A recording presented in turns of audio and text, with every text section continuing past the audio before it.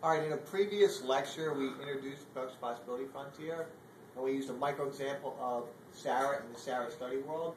In this lecture, we're going to use more of a macroeconomic example of the Production Possibility Frontier to explain the purpose and economic ideas associated with this model and why it's an important economic model to begin our study of the macroeconomics. Right? So here we have the McConnell example from the textbook.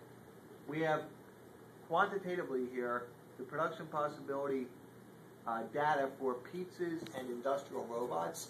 So before we go any further, it's important to remember that pizzas represent consumer goods, and consumer goods satisfy economic wants directly and immediately, and industrial robots, they represent capital goods.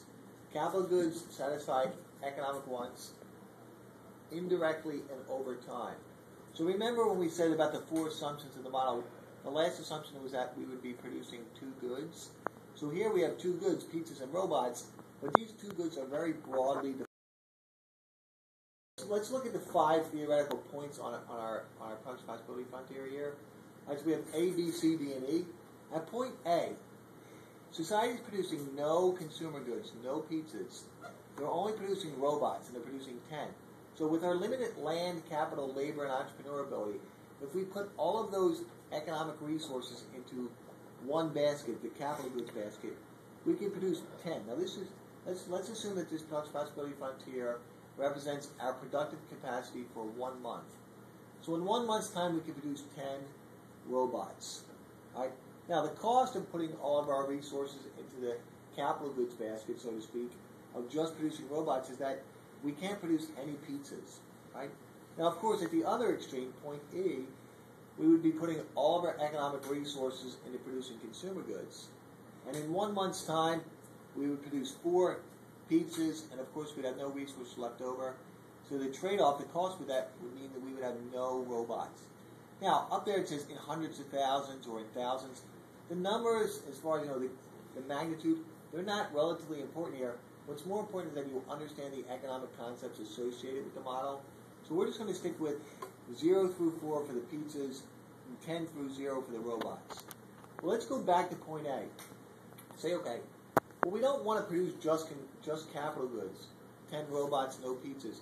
We want to shift some of our land, capital, labor, and entrepreneur ability away from industrial robot production and into consumer good production.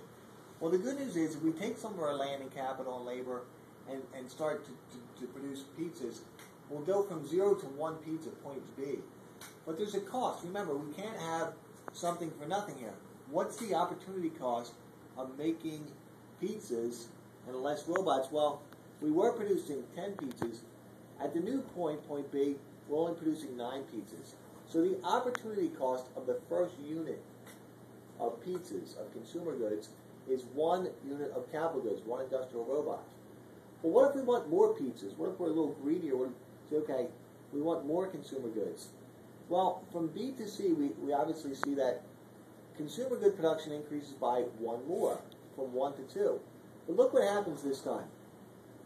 Industrial robot production falls by 2. So in other words, that second unit of pizza, that marginal decision, because remember, economic thinking is marginal thinking, the movement from B to C meant that we had to give up 2 pizzas this time.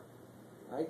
When we move from C to D, again, we gain another pizza from 2 to 3, but this time we lose 3 robots.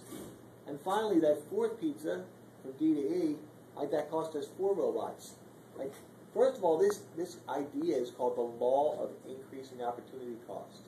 We will see this graphically on the next slide that, unlike the SARA study world, the production possibility frontier for this macroeconomic example will graph as a curve, as it will. The production possibility frontier will have concavity to it. In other words, it won't be a straight line. But before we go any further, why is this true? In other words, why is it that as we want more and more of one type of good, it costs us additional units of the other good? Why does the law of increasing opportunity cost exist? Well, remember, SARA was 1 person performing 2 highly similar tasks. This is more of a macroeconomic example. If you could think about the hundreds of thousands or millions of people working in the production of consumer goods or capital goods, if they were shifted away from producing a good or a service that they were familiar with, they would have to be retrained. Right? Factories would have to be refabricated. So in other words, in the short run, economic resources are not readily adaptable or shiftable between the production of two types of goods. It's important to remember, anywhere along this curve, we are still using all of our available resources. So we're still achieving full employment. The law of increasing opportunity cost exists simply because, in the short run, economic resources are not readily adaptable, shiftable, or changeable. All right?